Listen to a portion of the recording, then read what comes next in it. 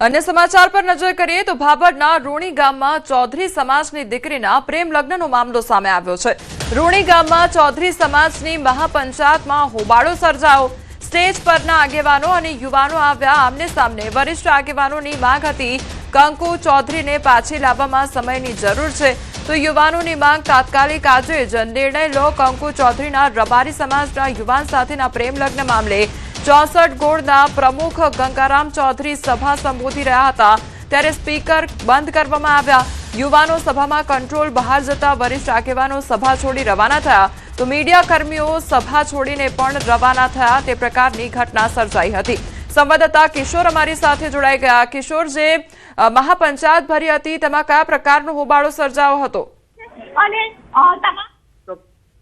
ચોક્કસથી કોમલ, જે બનાસકાંઠા જિલ્લાના વાવથરાદ જિલ્લાના જે ભાભરના રૂણી ગામ ખાતે આજે ચૌધરી સમાજનું જે મહાસંમેલન યોજાયું હતું।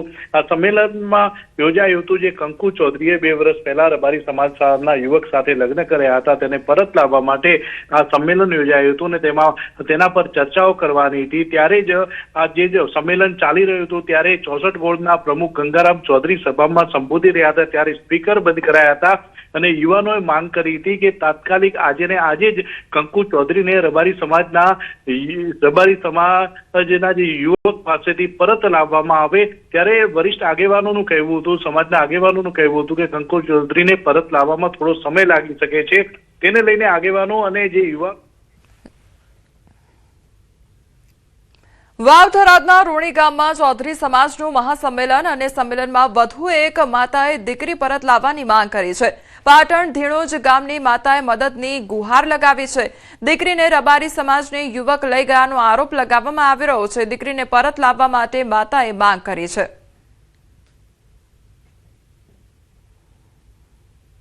મારી છોકરીને 28 પોસ્ટ બુધવારના દિવસે બપોરે 2 વાગે લઈ ગયેલ છે।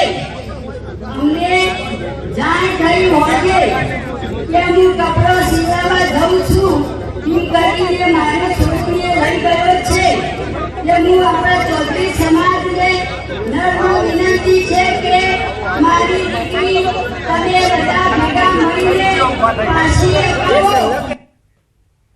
વડોદરામાં ધર્મ પરિવર્તન માટે એક યુવાને મંજૂરી માંગી અને મુસ્લિમ યુવાને હિન્દુ બનવા માટે અરજી કરી છે તો સુરતના મોહમ્મદ અંસારીએ કલેક્ટરને અરજી કરી છે। યુવાનના માતા પિતા બાળપણમાં છોડીને જતા રહ્યા હતા। મુસ્લિમ પરિવારે યુવકનો ઉછેર કર્યો તો આર્ય સમાજમાં ધર્મ પરિવર્તન માટે મંજૂરી માંગી છે। હાર્દિક પટેલ નામ રાખવાની ઈચ્છા વ્યક્ત કરવામાં આવી છે।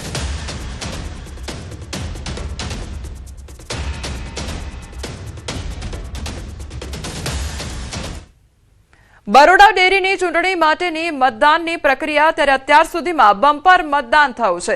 4 ઝોનમાં અત્યાર સુધીમાં કુલ 329 મતદારોએ મતદાન કર્યું છે। ઝોન 3 વડોદરામાં 83 પૈકી 81 મતદારોએ મતદાન કર્યું છે। ઝોન 6 ડેસરમાં 82 પૈકી 81 મતદારોએ મતદાન કર્યું તો ઝોન 8 ડભોઈમાં 78 પૈકી 76 મતદારોએ મતદાન કર્યું છે। ઝોન 12 પાવી જેતપુરમાં 100% મતદાન થયું છે। સાંજે 4 વાગ્યા બાદ મતગણતરી શરૂ કરવામાં આવશે। અરવલ્લીના મોડાસા માર્કેટયાર્ડમાં ચેરમેન અને વાઇસ ચેરમેનની ચૂંટણી યોજાઈ અને ચૂંટણી દરમિયાન ભાજપના મેન્ડેટ કિરીટ પટેલના સામે ડિરેક્ટરોએ મતદાન કર્યું। ચૂંટણીમાં ચેરમેન પદ માટે પંકજ પટેલ અને કિરીટ પટેલ વચ્ચે મુકાબલો રહ્યો તો જિલ્લા રજિસ્ટ્રાર અને ખેતીવાડી અધિકારીની આગેવાનીમાં યોજાયેલી ચૂંટણીમાં 14 મતની સામે 9 મતથી ખેડૂત વિભાગમાંથી પંકજ પટેલ ચેરમેન તરીકે ચૂંટાયા તો વેપારી વિભાગમાંથી રાકેશ પટેલ વાઇસ ચેરમેન તરીકે બિનહરીફ ચૂંટાયા। વર્ણી ડિરેક્ટરો અને સમર્થકોએ નવી ટીમની ઉજવણી કરી। ઉમેદવારોએ ફોર્મ ભર્યા હતા ચેરમેનમાં અને એમાં સૌના ડિરેક્ટરોના થકી જંગી વિજય થયો છે। ખાતરી આપું છું કે ખેડૂત હિતલક્ષી માટે મારે કદાચ ઘર છોડવાનું પડે તો છોડી દઈશ, પરંતુ ખેડૂતના હિત માટે હું સતત ઝઝૂમતો રહીશ। આજથી 3 દિવસ કમોસમી વરસાદની આગાહી કરવામાં આવી છે। વરસાદને લઈ હવામાન વિભાગની આગાહી કરવામાં આવી છે। ઉત્તર ગુજરાત સૌરાષ્ટ્રમાં વરસાદની વકી વર્તાઈ રહી છે। બનાસકાંઠા, પાટણ, સાબરકાંઠામાં આગાહી કરવામાં આવી છે। દ્વારકા, જામનગર, મોરબી, કચ્છમાં પણ વરસાદની આગાહી કરવામાં આવી છે। તાપી, નવસારી, ડાંગમાં વરસાદની આગાહી કરવામાં આવી છે. ગાજવીજ સાથે હળવાથી મધ્યમ વરસાદની આગાહી કરવામાં આવી.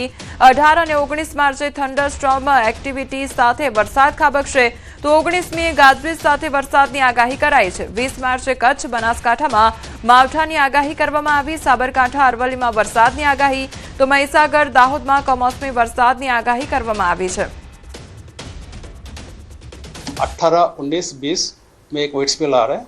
18 तारीख का हमारा इक्का दुक्का स्थानों में बारिश का संभावना रहेगा. मेनली नॉर्थ गुजरात रीजन और सौराष्ट्र कच्छ की जो नॉर्दर्न पार्ट है इसमें रहेगा. और 18 को 19 को जो रहेगा बारिश, इसमें कुछ हिस्सों में बारिश रहेगा. इसमें पूरा गुजरात राज्य के लिए हम लोग दिया है, कुछ हिस्सों के लिए. और 20 तारीख को फिर नॉर्थ गुजरात एंड जो सौराष्ट्र कच्छ की जिला है उसमें रहेगा. और इसमें येलो वार्निंग के साथ हम thunderstorm with lightning, wind speed 40 to 50 kilometre प्रति घंटा रहने का भी पूर्वानुमान दिया गया है. ડાકોર જતા ભક્તો માટે ખુશીના સમાચાર સામે આવ્યા છે. ભક્તો પોતાના હાથે જ ચડાવી શકશે ધજા, તો અંબાજી મંદિરની જેમ હવે ડાકોરમાં ધજા ચડાવી શકાશે. રણછોડજી મંદિરમાં નીચેથી જ ચડાવી શકાશે ધજા. ત્યારે સોનાના શિખર ઉપર અત્યારે ચાલી રહ્યું છે કામ. દોરડા અને ગરગડીના માધ્યમથી ચડાવી શકાશે ધજા, તો અત્યાર સુધી કર્મચારીના માધ્યમથી આ જે ધજા છે તે ચડતી હતી. હજારોની સંખ્યામાં આવતા ભક્તો શિખર ઉપર ધજા ચડાવવાની બાધા પણ લેતા હોય છે.